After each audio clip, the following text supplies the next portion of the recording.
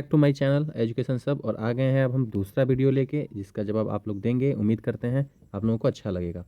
तो पहला क्वेश्चन है हमारे लिए कि तृतीय बौद्ध संगति का आयोजन तीसवीं शताब्दी ईसा पूर्व में पाटलिपुत्र में किस मौर्य शासक के शासनकाल में हुआ था। पहला है चंद्रगुप्त मौर्य, बिंदुसार, सम्राट अशोक, इनमें से कोई नहीं, एक से अधिक।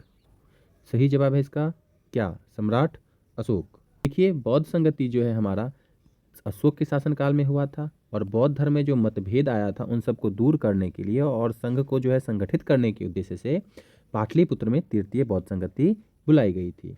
अब चलते हैं दूसरे प्रश्न पे। देखिए, दूसरा प्रश्न कहता है, प्रश्न वही है जो आप लोग पढ़े हुए हैं, बस थोड़ा सा पैटर्न अलग है।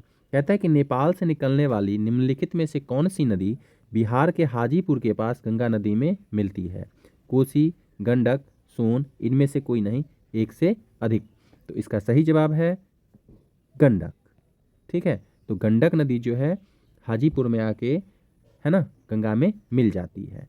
ठीक है, ये हिमालय क्षेत्र से निकलती है और गंगा में विलीन हो जाती है सोनपुर हाजीपुर में। दूसरा है कि कहता है कोसी नदी। तो कोसी नदी कहाँ? तो कटिहार जिले के कुर्चेला के पास गंगा में मिलती है। और सोन नदी का बात करेंगे तो ये दक्षिण बिहार की प्रमुख नदी है, जो अमरकंटक से निकलकर पटना के पास गंगा में मिलती है। क्लियर? अब देखिए, तीसरा क्वेश्चन है आपके समक्ष। वज्रयान बौद्ध धर्म के प्रसिद्ध केंद्र प्राचीन विक्रमशिला विश्वविद्यालय की स्थापना किस पाल राजा ने की थी। क्वेश्चन आपका क्या है कि विक्रमशिला विश्वविद्यालय का स्थापना किसने किया। पहला है गोपाल, देवपाल, धर्मपाल, इनमें से कोई नहीं, एक से अधिक। तो इसका सही जवाब क्या होगा? आपको शासक जो है पाल धर्म का धर्मपाल, है ना। ये कब किया था? तो ये 8वीं से 9वीं शताब्दी में भागलपुर के पास विक्रमशिला विश्वविद्यालय की स्थापना की थी। अब जो गोपाल और देवपाल है उनके बारे में जानते हैं थोड़ा सा।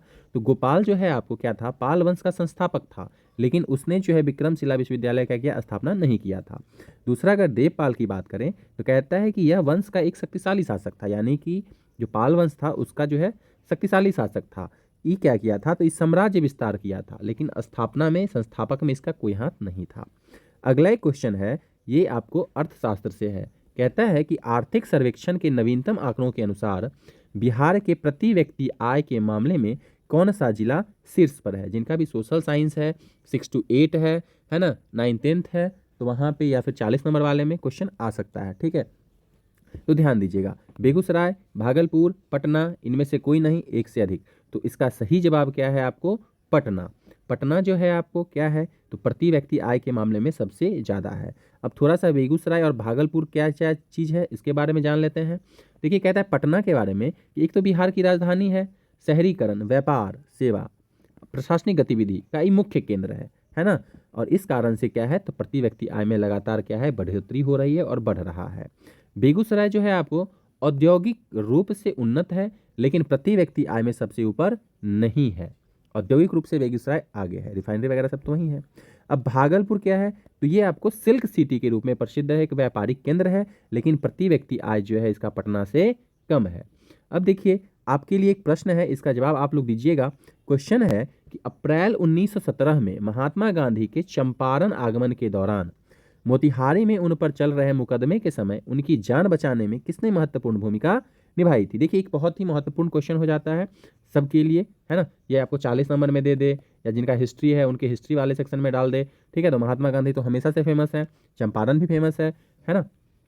तो देखिए, राजकुमार शुक्ल, अनुग्रह नारायण सिंह और बत्तख मियाँ। तो इसमें सही जवाब क्या होगा? इसका जवाब आप लोग कमेंट कीजिए। इस वीडियो को देखने के लिए बहुत बहुत धन्यवाद।